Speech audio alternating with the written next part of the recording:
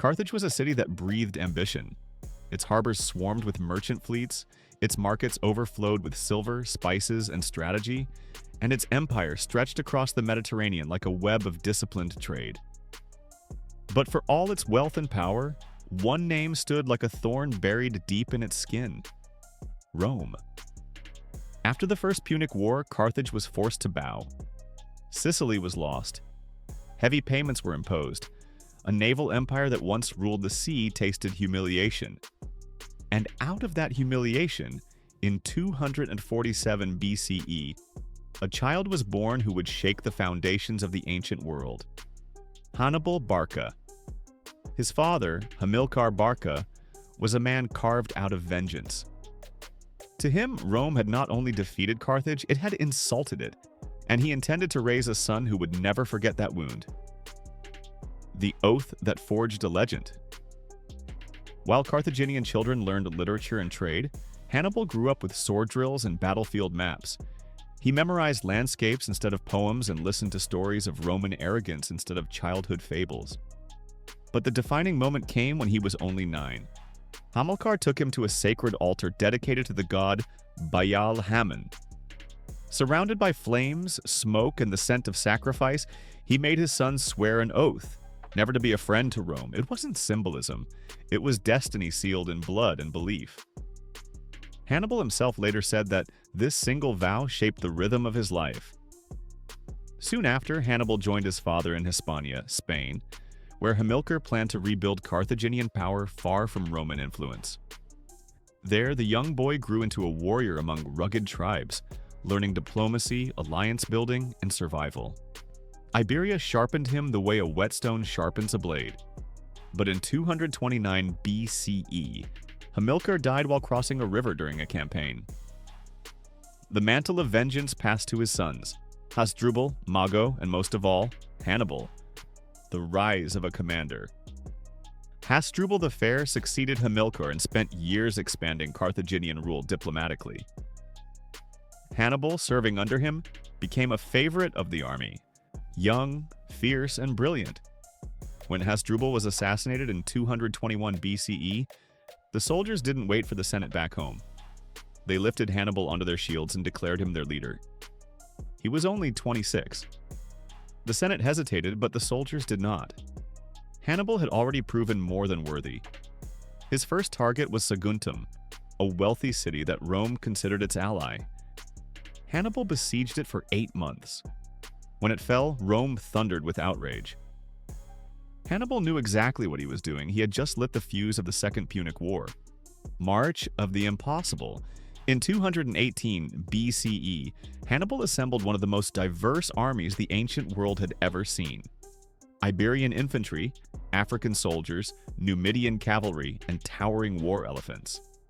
But instead of defending Carthaginian territory, he aimed for the heart of Rome. The only route that bypassed Rome's control of the sea was madness itself. Gaul, the Rhone River, the Alps. Commanders called it suicide. Hannibal called it strategy. The march was brutal. Hostile tribes attacked. Icy cliffs killed pack animals. Men starved, froze, and fell. Avalanches swallowed entire units. Out of dozens of elephants, only a handful survived. But after 2 agonizing weeks, Hannibal emerged from the mountains with a hardened, battle-forged army. Below him lay the plains of northern Italy, Roman soil. Rome was shocked. No one had believed he could do it. A storm falls on Italy. Hannibal wasted no time. At Ticinus, he shattered Roman cavalry and wounded the father of the man who would one day become his greatest rival, Scipio Africanus. At Trebia, he lured the Romans into an icy river, froze them, then crushed them with a devastating ambush. At Lake Trasimene, he executed one of the greatest ambushes in military history. Morning fog hid his troops as they annihilated a Roman army, killing the consul Flaminius. 3 battles, 3 disasters for Rome. Hannibal became more than a general, he became a nightmare. Roman mothers used his name to frighten their children. Senators debated in panic. The Republic trembled, and yet, Rome didn't fall. Instead, it adapted. The genius of Cannae. Rome appointed a dictator, Fabius Maximus, who refused to fight Hannibal directly. He shadowed him, starved him of supplies, stalled him. Hannibal raged but could not force battle. Then Rome made its boldest move. In 216 BCE, the Republic gathered the largest army it had ever fielded, nearly 90,000 soldiers, and marched to Cannae. Hannibal, outnumbered nearly 2-1, smiled. He positioned his troops in a shallow crescent, pushing the center forward. When the Roman masses crashed into that center, it slowly bent backward, drawing them in deeper. Then, like a jaw snapping shut, Hannibal's African infantry attacked from both flanks. His cavalry swept behind the Romans and sealed the trap. The Roman army was completely encircled. What followed was not a battle, it was obliteration. Up to 70,000 Romans died in a single day. Cannae became the ultimate example of battlefield perfection. Military academies still teach it as the greatest tactical maneuver ever executed. But even this wasn't enough. Rome refused to die. 16 years of shadow. Hannibal remained in Italy for the next 16 years. He moved like smoke, striking, retreating, negotiating, surviving. But Rome's allies stayed loyal. Carthage rarely sent reinforcements. His army shrank. His veterans aged. The elephants were gone. He even marched to Rome's gates in 211 BCE, not to capture it, but to send a message. Rome did not break.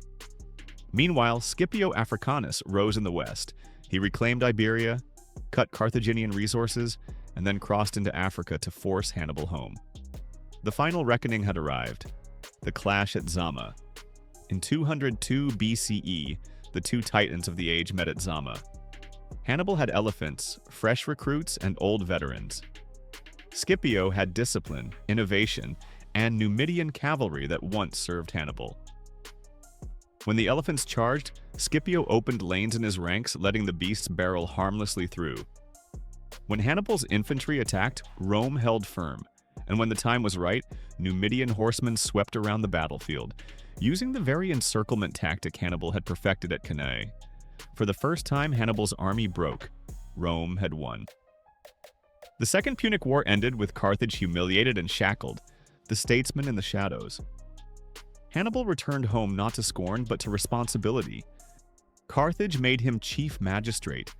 He reformed taxes, fought corruption, revived trade, and restored stability, so effectively that Rome felt threatened all over again. Within a few years, Roman pressure forced him to flee into exile, hunted by Rome.